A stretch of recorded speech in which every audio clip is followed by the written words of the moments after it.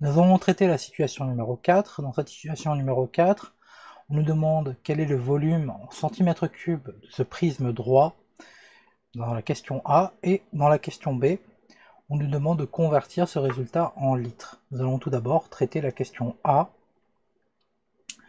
et nous pouvons remarquer une première chose. Donc, il est donné dans l'énoncé que c'est un prisme droit. La base de ce prisme droit est le triangle que je repasse ici en rouge. Je le surligne en rouge. Et donc, on a un prisme droit à base triangulaire, et le triangle qui est à la base de ce prisme est un triangle rectangle. Normalement, on est censé quand même faire une petite phrase d'introduction du genre: ce prisme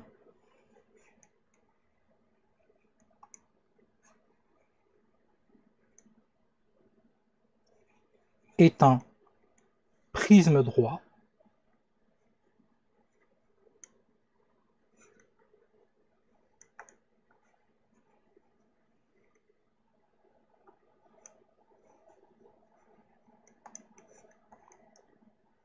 à base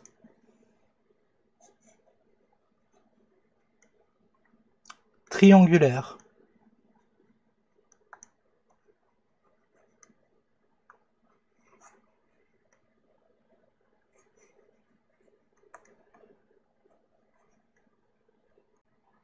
Et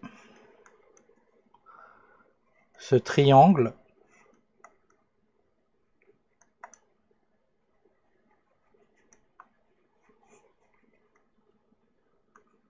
est rectangle.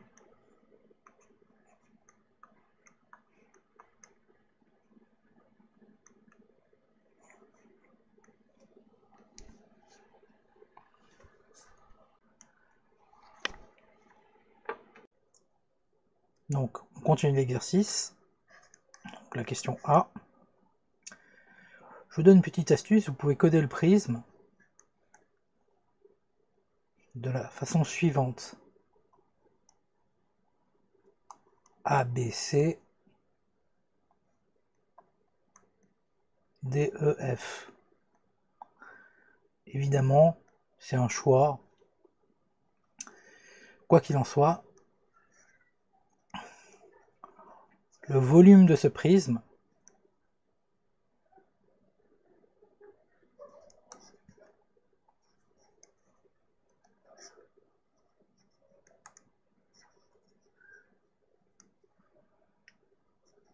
est,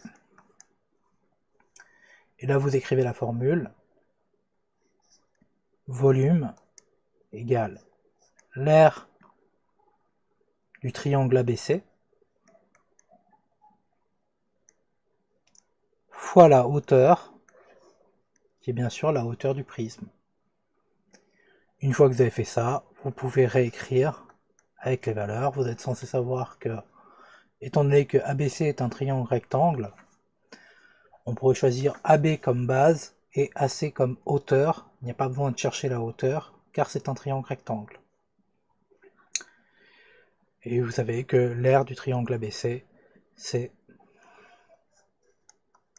AB fois AC divisé par 2.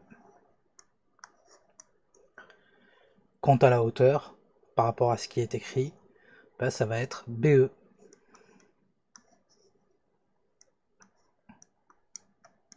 Évidemment, on aurait pu prendre CD comme hauteur, AF,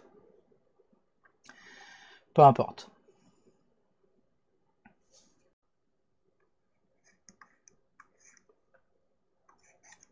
Donc j'aurais écrit la formule pour que vous l'ayez bien sous les yeux.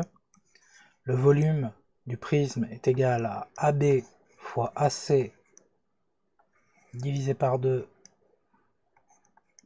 fois BE. Autrement dit, c'est égal à 80 fois 60 divisé par 2 fois 120.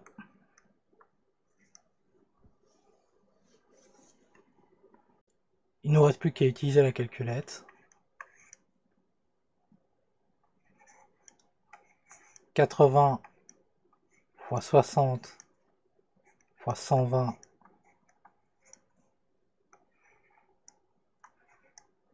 divisé par 2, c'est égal à 288 000. Et n'oubliez pas de préciser l'unité centimètre cube. Et voilà, l'exercice est fini. Une dernière petite remarque sur cet exercice. Cette dernière page suffit normalement à avoir tous les points si le correcteur est assez sympa. On peut imaginer que ce sera le cas. Et le corrigé que je viens de donner est suffisamment détaillé pour avoir tous les points. Toutefois, on peut faire quelque chose de bien mieux parce que, par exemple, il y a la base du prisme, mais il y a aussi la base du triangle à la base de ce prisme. Il y a la hauteur du prisme, il y a aussi la hauteur du triangle à la base de ce prisme. Et si l'on veut faire une rédaction vraiment parfaite, il serait bien de distinguer les deux. De plus, j'ai utilisé des notations implicites.